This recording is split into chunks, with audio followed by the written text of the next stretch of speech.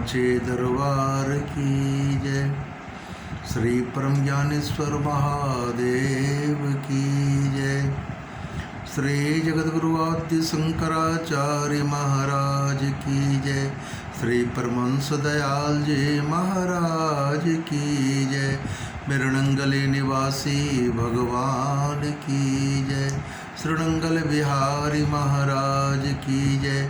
मेरे परमपुरी भगवान की जय। ओम बंदो चरण सरोज गुरु मुद मंगल आगार। जय सेवत नर होत हैं भव सागर से पार। गुरु जी के स्मरण मात्र से नासत विघ्नानंत। ताते सर्वारंभ में ध्यावत हैं सब संत। मेरे गुरुदेव का मिलना धन्य हो भाई। जीवन में सद्गुरु का मिलना सबसे उत्तम मिलना वस्तु हुआ। दुनिया में अनेक राग रिश्ते मिलते हैं, माता पिता मिलते हैं, भाई बंधु मिलते हैं, दोस्त कुटुंब कबीला मिलते हैं, अनेक लोग मिलते हैं। लेकिन सद्गुरु का जीवन में मिलना सबसे उत्तम बात है। शास्त्र सद्ग्रंथ सब कोई कहते हैं जीवन में सद्गुरु का मिलना तपनिष्ठ सिद्ध महापुरुष योगीराज परमहंस तत्ववेत्ता ऐसे महापुरुष का मिलना जीवन में, क्योंकि वे महापुरुष हमारे जीवन में क्रांति ला देता है, एक शांति की स्थापना कर देता है, उस परम तत्व परमात्मा का ख्याल उत्पन्न कर देता है। दुनिया के लोग मिलते हैं, पूछते हैं कारोबार कैसा, लेकिन संत मिलते हैं तो कहते हैं तेरा प्रभु से प्यार कैसा, भगवान से कितना प्रेम करते हो, कितने वक्त उनका ख्याल करते हो, उनके लिए क्या करते हो, उनका दिया हुआ ये पावन नाम कितना जपते हो, वो उसका ख्याल कराते हैं। जो दुनिया की ख्याल पैदा करे, धन दौलत की बात करे, ऐशो आराम की बात करे, वह तो हमें परमात्मा तक नहीं ले जा सकते। वो तो दुनिया के राग रिश्तों से ही हमें सीमित कर देंगे। लेकिन सद्गुरु महापुरुष परमहंस तत्ववेत्ता सिद्ध महापुरुष वो तो हमें भगवान का ख्याल कराते हैं। हर वक्त हर समय में उनका ध्यान कराते हैं। कहते हैं एक जन्म गुरु भक्ति कर, दूजे में हरिनाम, तीजे में कैवल्य पद, चौथे में निजधाम। वो महान तत्ववेत्ता महापुरुष हमें सेवा भक्ति बताते। किसकी सेवा? सद्गुरु की सेवा। क्योंकि गुरु महाराज के सेवा करने से, उनके सन्निकट रहने से, उनकी आज्ञा में रहने से हमें भक्ति की प्राप्ति होगी। कि पहले संतों की सेवा से ही परमात्मा की प्राप्ति होगी, और फिर दूजे में हरिनाम, फिर हरिनाम का वो हमें रसास्वादन कराते हैं, और उसके बाद तीजे में कैवल्य पद। जब हरिनाम में पूरा एकदम हम खरे उतरेंगे, उनको आत्मसात कर लेंगे, हर समय में हरिनाम का ही जप होगा, तो फिर कैवल्य पद की प्राप्ति होगी। और चौथे में निजधाम, चौथी स्थिति में ऐसी होगी कि उनके परम लोक को हम पहुंच जाएंगे, सिधार जाएंगे, हमारी साधना वहां तक पहुंच जाएगी और हमें परम कल्याण मिलेगा। ये तो सद्गुरु भगवान ऐसा बताते हैं, क्योंकि वो दुनिया के ख्यालों से जोड़ते ही नहीं। हमारे परमहंस बाबा जी ने कभी भी धन दौलत ऐश्वर्य की बात ही नहीं किया। महाराजा माधो सिंह राजस्थान के राजा थे, मान सिंह खानदान के। उन्होंने कहा उनके लिए कि मैं आपके लिए एक सुंदर सा आश्रम बनवा दूंगा। उन्होंने इनकार कर दिया और बहुत खपा हुए। उन्होंने कहा क्या बोला, आइंदे ऐसा कभी मत कहना, मुझे धन की आकांक्षा नहीं है, मुझे ऐश्वर्य की आकांक्षा नहीं है, मुझे शोहरत की आकांक्षा नहीं है। तुरंत डांट लगा दिया। आज के तो गुरु लोग धनाढ़ व्यक्ति होना काफ़ी आगे पीछे करते हैं, उनके आगे हाथ भी जोड़ते हैं, उनकी तलबगारी करते हैं। लेकिन महापुरुष जो तत्ववेत्ता सिद्ध महापुरुष होते वो कतई धन दौलत के पीछे दौड़ते नहीं। वो तो हरिनाम के खजाना के लिए इस जमाने में आए हैं, लाखों जीव के कल्याण करने के लिए आए हैं। उन्हें दुनियावी ऐश्वर्य का तो मतलब ही नहीं रहता। ठीक है, व्यवहार निभाने के लिए ऐसा करते हैं, लेकिन दिल से नहीं। वो तो दिल से हरिनाम के पुजारी हैं। एक बार संत भाई जोगानंद जी श्री परमहंस दयाल महाराज जी की सेवा में टेरी में थी और उनके सिर का बाल नाई तराश रहा था, निकाल रहा था।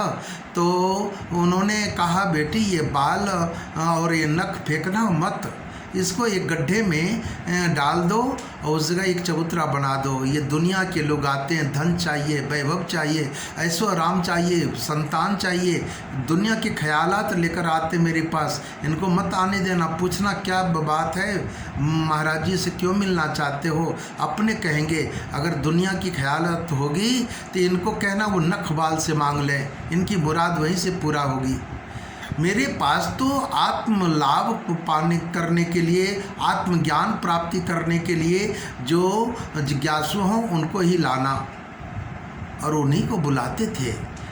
ऐसे महापुरुष थे कि मैं तो हरिनाम का रस ले चुका हूँ, ये भी जीव तर जाए। जो ऐसे जिज्ञासु हों, इच्छुक हों, उन्हें ही वो अपना वेदांत, अपने सत्संग की बात सुनाया करते थे। ऐसे महापुरुष होते हैं। दुनिया में रहकर दुनिया की ख्यालातों से अलग हो जाते हैं और हर वक्त भगवान के नाम में महव रहते।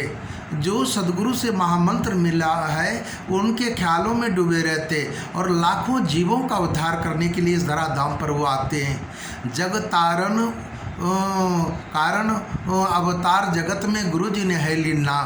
जग को उद्धार करने के लिए, जीवों को उद्धार करने के लिए एक बार परमहंस महाराज जी वहाँ सत्संग कर रहे थे टेरी में, और हजारों हजार की भीड़ होती थी। किसी जिज्ञासु ने पूछा, महाराज जी आपने जो कहा कि अभी सत्संग में कि जो इस परमहंस की गद्दी से जुड़ेगा, जो इस जगतारण आरती को शाम सवेरे घर में करेगा, जो गुरु महाराज के सिद्धांत को मानेगा, उस पर चलेगा, तो उसके 7 पीढ़ी का उद्धार हो जाएगा। तो परमहंस बाबा जी महाराज बेबाक बोलने लगे।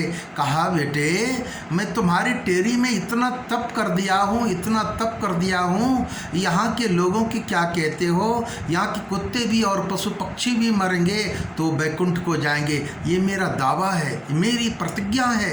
कितने उद्दत होंगे, कितने महान होंगे, कितना तपस्या किए होंगे, कितनी ऊंचाई पर पहुँचे हुए महापुरुष होंगे, तब तो ऐसी बात उन्होंने किया और कहा जनमानस को। अब ये तो हमारी धारणा की बात है ना, ये हमारी विश्वास की बात है। और परमहंस बाबा जी श्रीमुख से बखान भी कर गए, बेटा इस दरबार से जुड़े रहना, नहीं कुछ करना, लेकिन जगतारण आरती शाम सवेरे जरूर अपने महापुरुषों का करना, उनके बताए हुए महामंत्र का जप करना, सेवा सिमरन करते रहना, तेरा बेड़ा पार हो जाएगा। ये मेरा वचन है। इतनी महान हस्ती कि हम वंशज हैं जिन्होंने कि श्री महाराज जी को गुरु नानक देव, तुलसी कबीर, नानक और कितने महापुरुषों की उपाधि, रामकृष्ण इत्यादि इत्यादि महापुरुषों की उपाधि से नवाजा श्री नंगली निवासी भगवान जी को। कहा बस आपको तप करने की ज़रूरत नहीं, अब आप नाम दान दो और आज से आपकी गुरुवाई आप करें। अब आज से मैं गुरुवाई नहीं करूँगा, अब करोड़ों करोड़ों जीवों का उद्धार आपको करना है। ऐसा हुक्म फरमाया अपने परम प्यारे श्री नंगली निवासी भगवान जी परम पूज्य स्वामी परमहंस स्वामी स्वरूपानंद पुरी जी महाराज के लिए। इतने महान हस्ती थे वे, दुनिया का जरा सा भी ख्याल नहीं, दुनिया की कोई वैभव की इच्छा नहीं, कोई शोहरत नहीं, कोई ये नहीं। किसी ने पूछा महाराज जी अनेक ये जो सत्संग होता है, प्रवचन होता है, लाखों हजारों लोग उनके सत्संग में आते हैं, हमारे यहाँ तो बहुत कम लोग आया करते। तो श्री परमहंस दयाल महाराज जी ने कहा बेटे जो लोअर सिविल कोर्ट होता है वह काफ़ी भीड़ होती है, और जहाँ हाई कोर्ट होता है उससे आधी भीड़ होती है, और जो सुप्रीम कोर्ट होता है वहाँ बहुत कम भीड़ होती है। पता नहीं चलेगा कि आज तारीख है, आज मुकदमे चल रहे हैं, साहब बैठे हुए हैं, वकील लोग आ रहे हैं, मुजरिम आ रहे हैं, जा रहे हैं, इत्यादि इत्यादि। इतना नाम मात्र का भीड़ होता है। छठे छटाई लोग वहाँ जाते हैं जब कहीं कोई उसका फैसला नहीं होता। उसी तरह ये तो सुप्रीम कोर्ट है, हमारे यहाँ भीड़ की ज़रूरत नहीं थी। मैं तो कहता हूँ 5 ही आदमी हो, जिज्ञासु हो, जो भजनानंदी हो, बस वही 5 ही हमारे 5 लाख है। 5 लाख की भीड़ जुटानी कोई बड़ी बात नहीं है। तो महापुरुष तो ऐसे होते हैं। कहाँ श्रीमद् भागवत कथा में परमहंस सुखदेव जी महाराज 84,000 ऋषियों के बीच में श्रीमद् भागवत का बखान कर रहे थे, लेकिन उनमें से एक ही जिज्ञासु आत्म कल्याण के हित से जो बैठे हुए थे राजा परीक्षित, उनको ही आत्म लाभ हुआ। उन्होंने इसका अपने जीवन में अंगीकार किया और उसको अपने जीवन में उतारा, और उस गुरु तत्व को जीवन में उतार कर मोक्ष को प्राप्त किया। बस एक ही काव्य को चंद्रो तमोहंती न च तारा सहस्त्रश, एक ही चंद्रमा काफ़ी है हजारों तारे की बनिस्बत। इसलिए इतने बड़े महापुरुष जीवन में मिल गए और फिर भी हम अधूरा हैं, फिर भी हम उस परम तत्व से परे हैं, फिर भी हम जाति पाति राग रिश्ता वंशवाद परिवारवाद कौमवाद में डूबे हुए हैं। क्या यही मेरी मानवता है? यही शिष्यत्व का प्रमाण है? यही इतने बड़े महापुरुष के हम वंशज कहलाने के लायक हैं? कभी भी परमहंस बाबा जी ने ये नहीं कहा कि मैं ब्राह्मण हूँ, मेरा शरीर बिहार का है, मैं फलाने अमुक जाति से हूँ, मेरा ये परिचय कभी न कहा। मेरा नाम अद्वैत है, पूरे विश्व मेरा घर है, फकीरी मेरी जाति है। इतना बड़ा एड्रेस जिनका था, एको हम बहु श्यामा, ऐसा उनका रूप था। और एक ब्रह्म के सिवा, एक सत्य के सिवा कभी भी उन्होंने दूसरा चीज़ कहा ही नहीं। और उसी को पाने के लिए हम जीव को सदैव से उन्होंने आज्ञा दिया, आदेश दिया, और इसी को मानने के लिए कहा कि बस सब में भगवान है, सिया राम में सब जग जानी, सब में राम समाया है। ये तो कोई परमहंस तत्ववेत्ता महापुरुष ऐसा कर सकते, नहीं तो आज के तो लोग बस जाति पाति और अनेक द्वंद्व की बात करते हैं। लेकिन उन महापुरुषों ने कभी ये नहीं कहा कि हम हिंदू हैं, मुसलमान हैं, सिख हैं, ईसाई हैं, सबको उस परमात्मा के नाते प्रेम करने के लिए कहा। कर लो सबसे प्यार, जगत में कोई नहीं पराया है। ये महापुरुषों का वचन है। सब में उस रामत्व को देखना, सब में उस कृष्ण राम और हनुमान शिव, सब में सारे हस्तियों को देखना, ये उन्होंने कहा और इसको उन्होंने माना, और यही उनका हुक्म था। तभी आत्मचेतना जगेगी। जिस तरह नामदेव को एक कुत्ते में भी अपने गुरुदेव दिखाई पड़े हैं, जर्रे जर्रे में झांकी भगवान की, किसी नूर वाली आंख ने पहचान की। वो नूर तो तत्ववेत्ता महापुरुष ही देते। हाँ, वैसे हमारी पात्रता हो, हमारा वैसा स्थिति हो। ये नहीं कि हम साधु हैं, हम भक्त हैं तो हमें ऐसी नहीं, सबको हो सकता है, लेकिन हमारी वैसी पात्रता होनी चाहिए, हमारा वैसा क्वालिटी होना चाहिए। फिर महापुरुष तो उनके दिल में उतर आते हैं और अपनी बात को उतार देते हैं। इसलिए जीवन में सदगुरु का मिलना सबसे महान चीज़ है। मिला है सदगुरु हीरा, धन्य हो भाई। गुरु महाराज जी सबका कल्याण करें, यही उनके श्री चरण।